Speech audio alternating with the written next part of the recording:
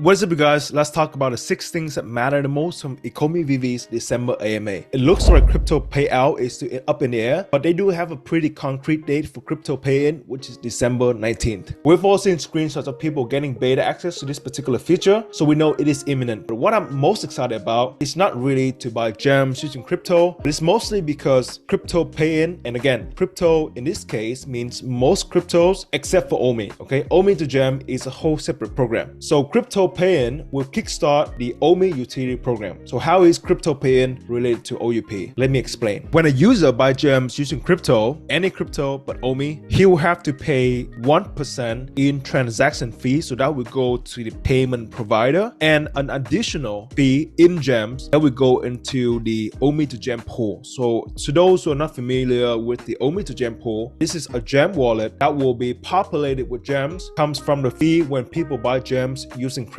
For example, if somebody buys 100 gems using USDC, USDC is a stable coin. 1 USDC is about $1. That user will pay 103 USDC and receive 100 gems. So where do the other 3 gems go? 1 gem will cover the transaction costs, and about 2 gems will be added to the OMI to gem pool. So the gems in this OMI to gem pool can be purchased only with OMI, and you have to be staking OMI, and you can get a discount depending on your staking tier in the OMI Utility Program. If I want to buy 100 gems from this pool and I'm on tier 3 in OUP, I will get a 1.5% discount, meaning I will only have to spend $98.5 worth of OMI instead of $100 worth of OMI. And the best thing is that all the OMIs that is used to buy gems from this pool will be removed out of circulation and burned. So that would really make OMI a deflationary token. If you think about it, if somebody comes in and buy 1,000 gems from this pool and he's taking at tier 3, then he'll be paying $985 worth of OMI. And at today's price, that's 985,000 OMI tokens being removed out of circulation and burned. If you think about it, that's almost 1 million OMI burned from that particular transaction alone. So if many more people buy gems, this kind of gems this way, a very significant amount of OMI tokens will be removed out of circulation and burned, and that will make the tokens even scarcer. That is OMI being truly deflationary. And that's very, very exciting. But again, the most important thing here is that crypto pay in will start on December 19th. And number 2, we have a pretty big change that will benefit everybody from the gem payout feature. Right now, you need at least 1,000 gems if you want to cash out. Coming up very soon, they will reduce that minimum amount to only 500 gems. Previously, I had this question of why would we need 1,000 gems or even 500 gems in order to cash out? And Dan's answer was that they did not want to overload the cash out provider with so many transactions. So if so many people cash out at the same time and the feature was,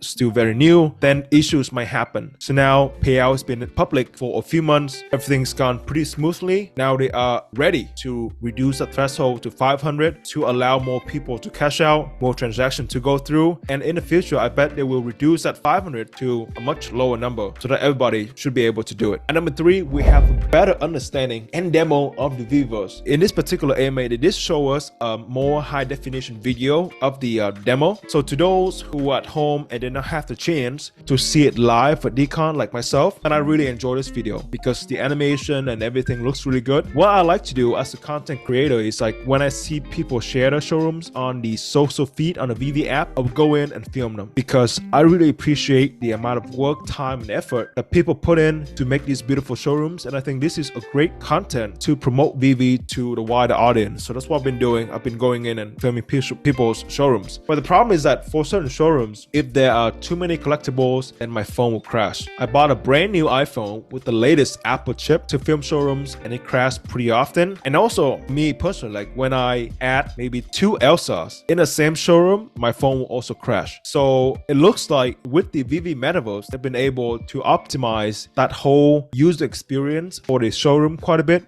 So everything looks pretty smooth to me. 2 other things that are related to the VeVeVerse will be you should be able to have the ability to hire people to design your showrooms. That's pretty exciting for the Voltaholics. And also the bat signal will be improved in the VeVe Metaverse to actually show the shadow of the signal when you turn it on. So there's going to be a lot of product improvements to make the experience better, to improve how things work within the VeVeVerse. And number 4, they are creating some focus groups to get the community feedbacks on a different aspect of the product. For example, VeVe is able to track everything we do within the app because they need that data. They need to analyze it to improve the user experience. If they notice that you are one of the users who spend a lot of time on the market browsing for your special mint or buying and selling quite a bit of stuff, they might invite you to come into this market focus group and get your feedbacks, because it's most likely that you probably encounter more problems or have more feedbacks compared to somebody else who might not spend as much time on the market. Personally, for me, I spend quite a bit of time on the VeVe social feed. I think it is pretty terrible at this point, but I'm a content creator, so I spend a lot of time on it, interacting with people, filming their showrooms, posting photos and those kind of things. So I have so many feedbacks for them. They will be able to tell how much time I've spent on the social feed, so they may bring me in. And this is, for example, right? I'm not saying that I will be brought in to give my feedbacks. They may invite me to the social feed focus group because they know how much I use it, so that I can give my feedbacks. I think this is really awesome because this is truly our opportunity to be a part of VeVe's future, to give them feedbacks and decide the future of a product that we love and use every day. So if you get an email from VeVe asking you to give your feedbacks, don't forget to do it. And number 5, we have 12 days of VeVe giveaways. Every day they will give out about 10 NFTs. So in 12 days, that's 120 NFTs being given out. So don't forget to sign up. And number 6, we have quite a bit of mass marketing in 2023, specifically more nostalgic and major brands coming out in Q1 of next year. Honestly, I want to see it happen before I can really talk about it. I don't want to hype it up too much right now because I haven't seen anything, but I think it will happen for real. But to those who think that VeVe hasn't done enough marketing, I can tell you that VeVe has done a tremendous amount of marketing already. It is just that we don't see it. The fact that the VeVe app is on the App Store and how we can simply buy NFTs with just a few taps is amazing. And that is the marketing, right? They spend 30% of their revenue to pay Apple and Google. That is the marketing budget. Now that they don't have to pay so much anymore because they have the web app, it is a lot less fee to buy gems on a web app. So they have some budget there. And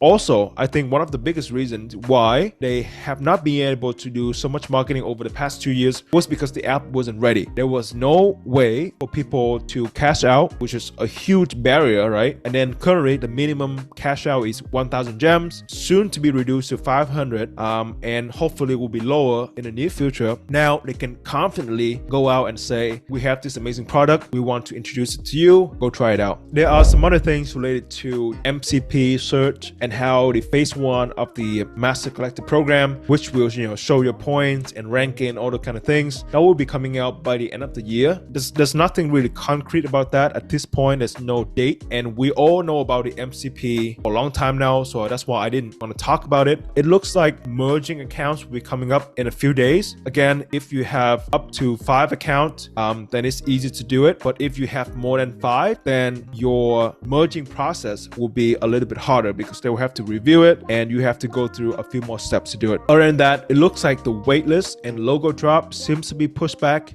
They confirmed that they've been successfully burning the collectibles and reflected in the metadata, so that's pretty cool. Overall, I think that is a pretty good way to end the year because they've been able to execute the major initiative that they wanted to do in the beginning of 2022, which is pay out the metadata on Immutable X and a marketing plan for 2023. And don't forget how much exposure VeVe's been able to create from being in the same booth with Marvel at the Comic Cons and sponsoring decons and those kind of things. Let me know what you think about this particular AMA and what you look forward the most in the last 2 or 3 weeks of December. If you enjoyed this video, please give it a like. Don't forget to check out the VeVe OMI holographic cards. And don't forget to subscribe so that you don't miss out on the actionable and valuable insights, everything VeVe and OMI related, and my awesome interviews. Thank you so much for being here. I'll see you again next time. Peace.